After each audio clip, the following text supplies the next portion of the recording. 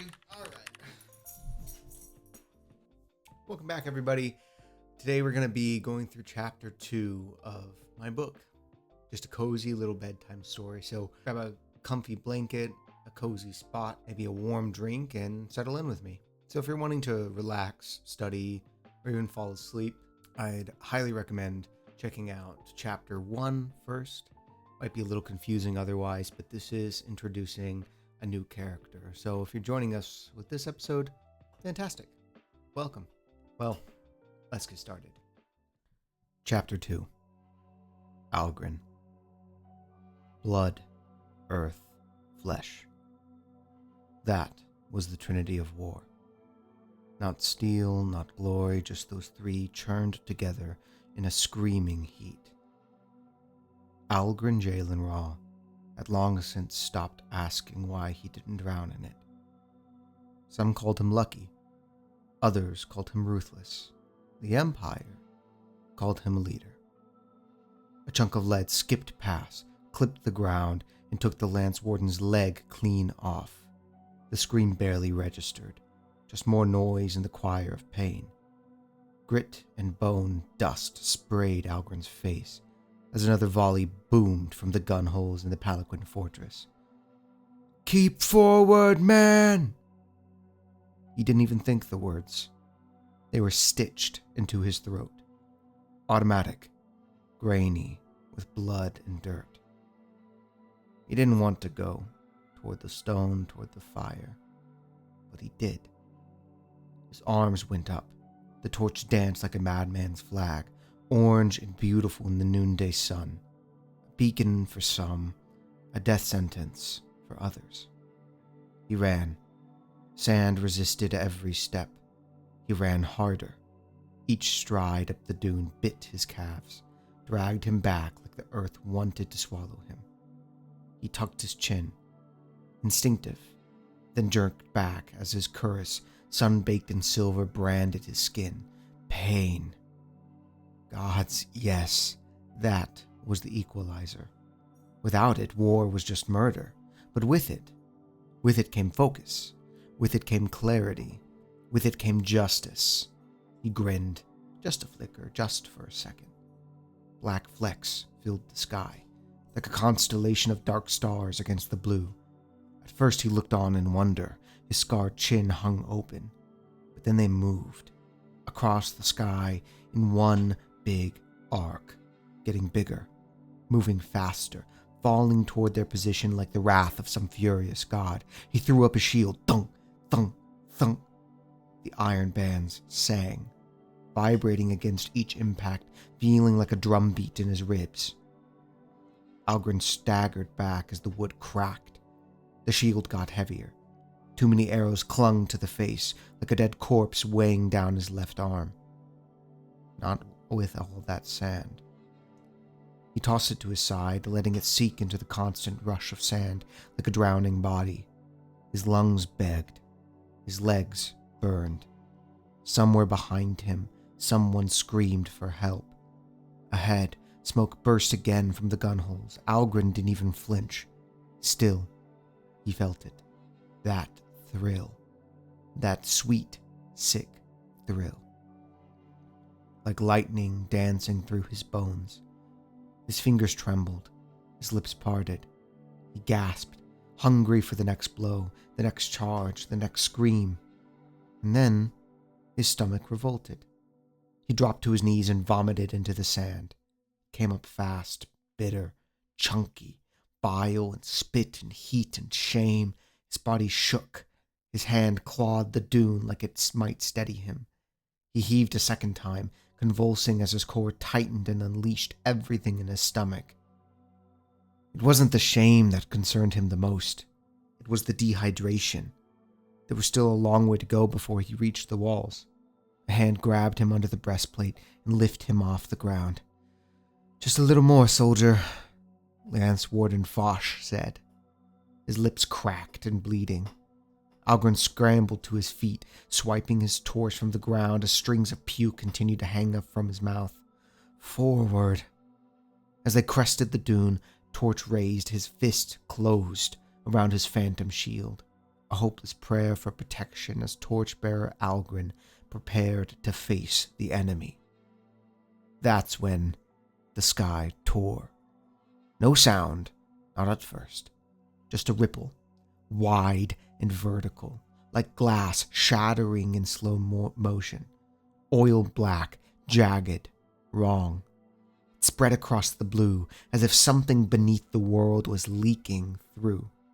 Another volley of black flecks soared overhead, arrows, but this time they slowed, hung, suspended mid-flight like ash frozen in amber. The air went still. Not quiet, still. Even the sand lifted, trembling into the air like it was trying to flee from the earth. Tiny grains floated around Algren's face, glittering in the sunlight, dancing in the gravityless hush. "What is that?" Foch rasped. But he wasn't looking up. He was staring at the breach.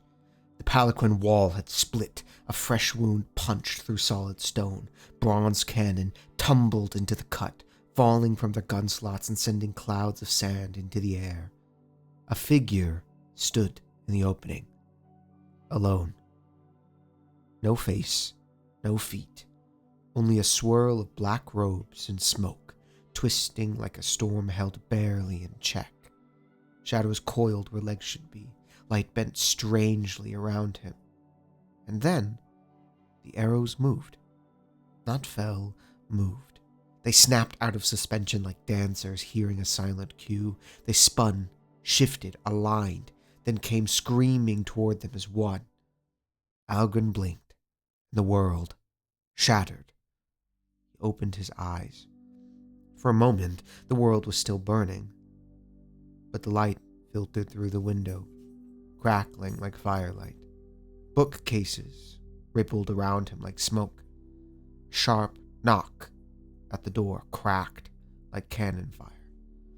Algren Jalenraw rolled from the sheets, joints screaming protest. His hand went straight to the sword by his bedside. Instinct, not thought. The old saber rasped from its sheath with a metallic sigh. He was upright, knees aching, chest tight, eyes already hunting for the enemy. He planted his feet, breath shallow, blade raised, ready. They had found him. Palanquin. The old war wasn't done. Not for him. "Come on in, you fuckers," he whispered, the words laced with reverence. He shifted into a low stance, blade tilted just right, enough to take a head in a single stroke. Silence. Then, "Field Marshal, are you all right in there?"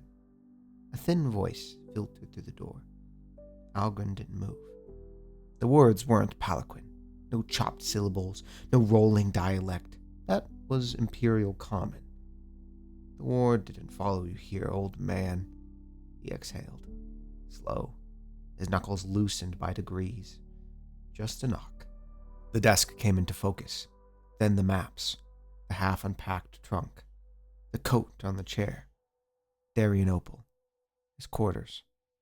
Safe. It had only been a dream. His gut turned, a sour taste rose in his throat. Vomit, dunes, cannon. "For God's sakes, I'm getting dressed," he barked, voice rough with the gravel of too many dawns. Even now, the echo of dunes and cannon still whispered behind his eyes. He dropped the saber onto the bed. It landed with a thud on a wide, darkened patch of sheets. Algren sniffed once. Sweat, not piss. Small victories. He yanked the comforter over the worst of it. His trousers were still crumpled where he'd tossed them the night before. He pulled them on with stiff fingers, wincing as his knees cracked. The coat followed.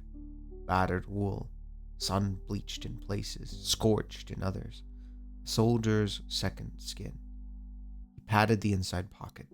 Still there. The flask. Heavy, half full. A long pull scorched its way down his throat. Bitter, spiced, familiar. It kept the ghosts quiet. He wiped his mouth with the back of his hand, sucked the sting off his fingers, and finally finally opened the door. "Mater Wembley," he said. The smile he mustered was tight, practiced. "What can I do for you this morning?"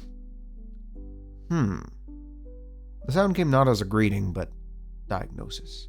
Wembley stood like a funeral effigy, arms folded behind a stiff leather folio, expression pinched. His eyes scanned Algren's face like one might inspect a questionable cut of meat. They lingered near his temple. Ah, the hair. Algren grabbed a wide-brimmed scarlet ceremonial hat from the peg and jammed it on. The stiff crown pushed his wiry curls out the side like smoke puffing from a stove. "Sorry," he said, with a dry laugh. "You caught me at a bad time." "I see." Wembley's voice was high and nasal, with a drawn-out accent of the southern courts. Every consonant seemed ironed flat. "High Stratego Foch requires your presence at this morning's war council." "I already apologized to Foch yesterday," Algren muttered. "Urgent family matter, it couldn't wait." Wembley blinked slowly, unimpressed. "Yes, so I gathered."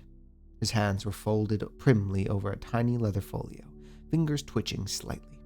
"And yet, if I may, family matters do not supersede imperial oaths." He sniffed, then quoted with smug delicacy, "To serve without hesitation in war or in peace until death or discharge by his most royal hand." He let the last word stretch like taffy. Algren stared at him. "You memorized that part?" "I find it helps to be thorough." Wembley gave a brittle smile, the kind one uses at funerals or poorly executed toasts. There was a long pause. "Anything else?" Algren asked, finally. Wembley cleared his throat. "High Stratego Foch wished me to remind you that your chair is not decorative. Thousands await your command. There is, as in war, no time for grief when duty calls." He paused, just long enough to let that settle, then added, an afterthought, "He also sends his condolences for your loss." Algren's jaw worked. Once. It's much appreciated." Of course, Foch hadn't said it himself. He never did. He knew how to dress a threat in sympathy and call it leadership. "Very good," Wembley chirped.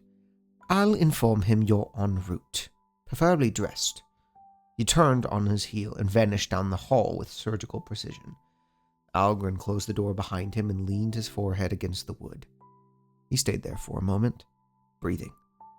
His hand slipped into his coat pocket, fingers curling around the neck of his flask like muscle memory. Only a quarter left. Eyes shut, he unscrewed the cap and drank. Sharp heat slid down his throat, chasing off the last shadows of the dream. Bruce would have more in stock. He'd better. Algren wasn't sure that what he'd do if his old friend was out. That was tomorrow's worry. Today, he needed clean clothes. He gave himself a quick scrub with a wet rag. It barely helped. The stink still clung to him like guilt. But he knew that there wasn't time for anything better. He stepped into the street and let instinct carry him. His boots turned automatically toward the stables, where he always started the day. One hand toyed absently with the crumpled sugar cube in his coat pocket, saved from yesterday out of habit. But when he reached the old stone arch, he stopped. Stalls were quiet, only broken by the trickling of a nearby stream. The morning scent carried the faint smell of fresh hay and old leather, but nothing moved. No snorting, no rustling, no welcoming nicker, no reed. Algren stood there for a long moment, the cube still pinched in his fingers, growing damp with sweat. He sniffed, chewed his cheek, and pocketed the cube. Then, without a word, he turned, began the long walk to Bruce's Fight Club. Thank you for joining me for Chapter 2 of All Men March to Die. I hope you enjoyed, or if you're asleep right now, that's also good too. Please like, subscribe, or leave a comment down below with any thoughts or anything else you'd like to hear. If anything stood out to you or you want some different voices, please let me know. I'm always looking to improve. Until chapter 3, thank you for watching.